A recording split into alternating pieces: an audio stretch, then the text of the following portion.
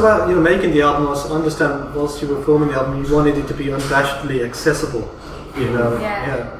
How did this come into play? The accessibility was more. It was more just an idea of writing pop songs and not being stranger of Bach for the sake of being Bach, which I don't think either of us ever really did. But I mean, I played in a drone band, but I think even that band's pretty accessible. That band is not accessible. I think it's very accessible. It's the most accessible drum music I feel like I know of. It's really good drum music. It's really good that's music. okay.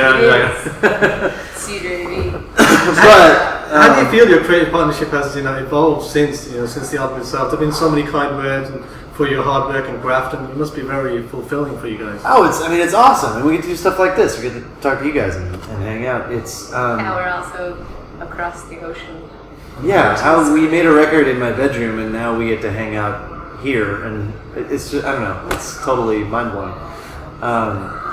Creatively, so much of what we do in the past 6-8 months has been focused on the show that's I feel like where all of our creative energy is going. Like, we don't have any time to write anything, which is really unfortunate because I feel like we're both starting to loop back around to needing that again. Yeah.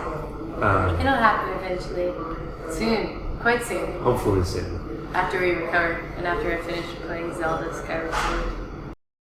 Back to the creative process, Amelia, I understand that it's not, it's pretty much intuitive and organic. I mean, Coffee was written on a walk, and, Wolf was written in the shower, so it's, but is it pleasing to know that you don't have to necessarily be in the zone, so to speak, but you can just still find the inspiration? Yeah, it is. Also, Coffee was written on a walk, but it was written on a walk after days of going on walks and singing and trying to find them, and Wolf was written in the shower after my allotted songwriting time of the day was spent getting really frustrated for at least 2 or 3 weeks. So it's wonderful to know that that it just sprouts, that it can sprout out of me, and that you can put it on a record and people will respond. But at the same time, there's so much weird brain connecting that goes on that usually looks like me sitting on the stoop and getting really frustrated.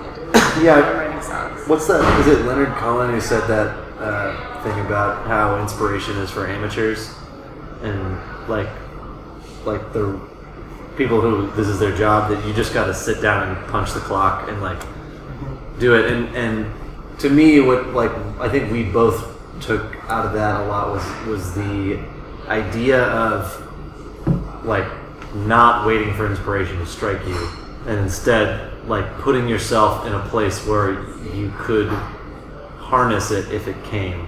Putting yourself in a creative space for a lot of hours every day. Let's talk about some of the material on the album. I want to get your views on the brilliant song Could I Be. I mean, it's just got such a vast array of instrumentation and layers. I mean, when you're putting a song like this together, how do you go about organizing? I mean, it's just, Oh God, that song was a nightmare. Yeah. Took months. Yeah, that song, because we had sometimes we just have a part of a song. In that song we just had the chorus. Yeah, I'd written the hook for it a long time. That was that was the first thing you sent. It was the first thing I sent you. And so we had just the hooks. We had 20 seconds that we loved. But trying to figure out how to extend it in either direction into a whole song, we've screwed that up 3 or 4 different times. It was beating our heads against the wall to try to figure out the rest. Sometimes doing that though is because you don't want to impose yourself on a song. You want to just figure out what the song wants to be.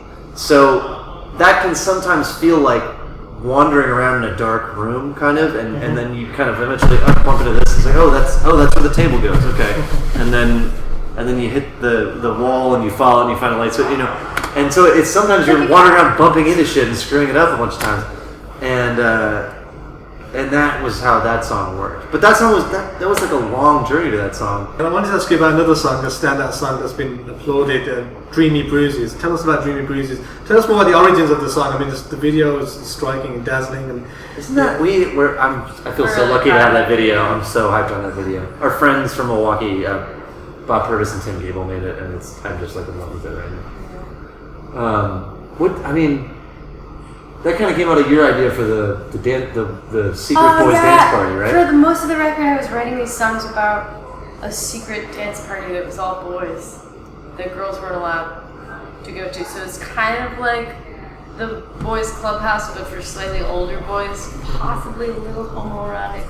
Not sure yet. But I wrote like one song from the perspective of the downstairs neighbor of the boys, and she hears all the dudes in this village that she lives in climbing up the stairs and then having a tiny sock-footed dance party every Saturday night. And then this one was about a dance party in a basement in Ohio. Wow. But then it kind of morphed. It kind of morphed. I mean, there's like Dream Bruises itself is about, like a bunch of different...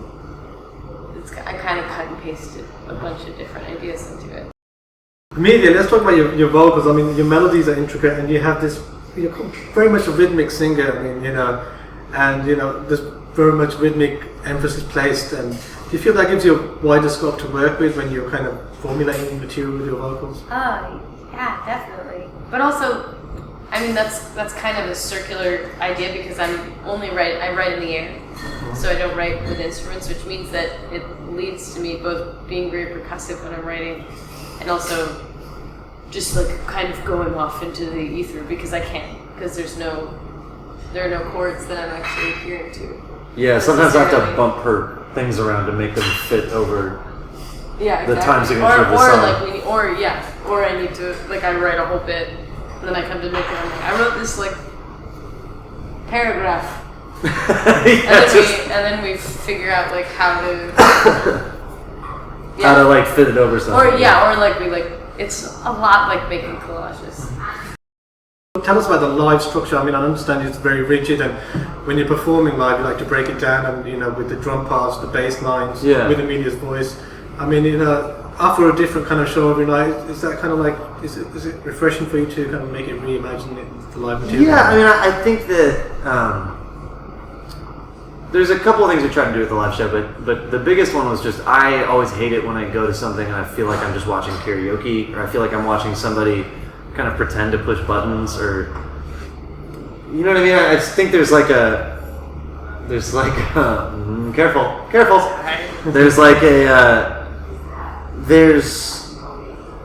this weird thing with electronic music where on one hand, you could just push play, and then on the other hand, there's actively looping everything live and doing everything by hand and all that. So everybody kind of finds that point along that spectrum that they're comfortable with, or that suits the project. And I think for us, the thing that we came to was like, well, it has to be obvious to the audience what's happening. I need to be able to change a lot of things every night in order for me to feel engaged.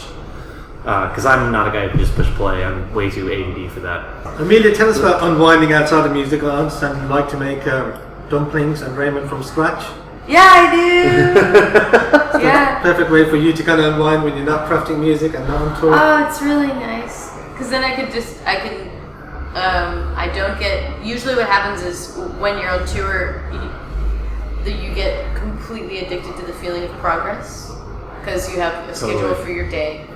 And that's what you do, and you have like this, and this, and even meals are kind of an event. It's sort of like being in preschool again. So when you get off tour, it's really easy to feel disgustingly unproductive and lazy. After, it usually takes me about 24 hours to be like, what are you doing with your life?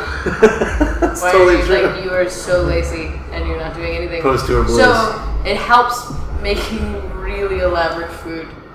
And you yourself, Nick, you like to do a bit of veg gardening?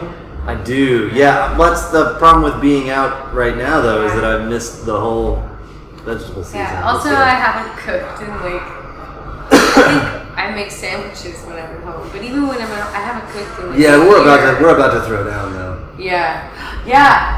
Nick's gonna make dope momofuku steak. I'm gonna make a momofuku hanger steak. We're gonna do a brat night. Yo, that's what's up.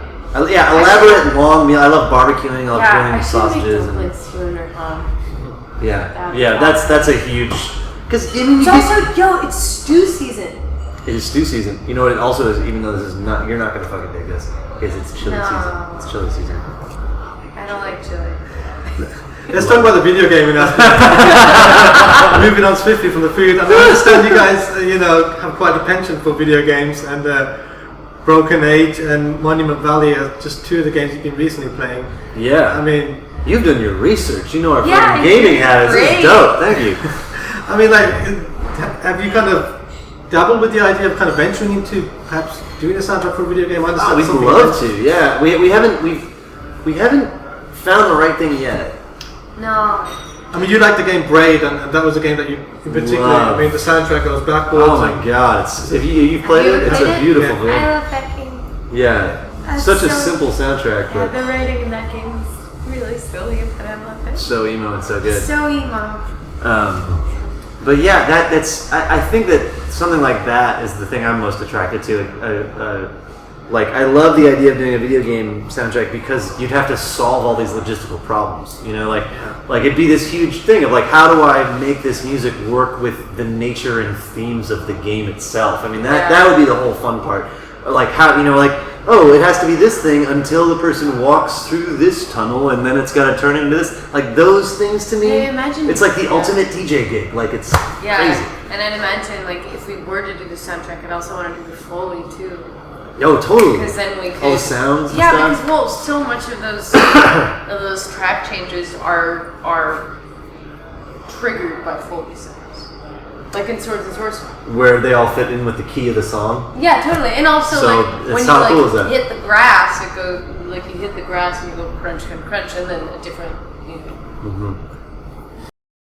As you guys head forward, I mean, you guys have such a refreshing exterior, you really do, and for you guys, this is a life goal. I mean, you want to put as many records out as possible that people like, build a following, and just live in a creative and positive environment. Does that kind of sum up the ethos of Sylvan Esso? I mean, who would not want that? I mean, but apply that to anyone else's thing. Yeah. I mean, and that's the best part, I think, about any creative or any job where you're your own boss, where you're doing your thing and living your dream, is just that you get to create your own career environment. So like for us, this is great because we get to go out and tour, and then when we get to go home, we live in this beautiful house with all these musicians and all these instruments, and there's a constant creative conversation happening, and that's super lucky, and and it wouldn't be the same if we didn't get to do this as our job. It's just an endlessly great thing we're grateful for. It's so cool.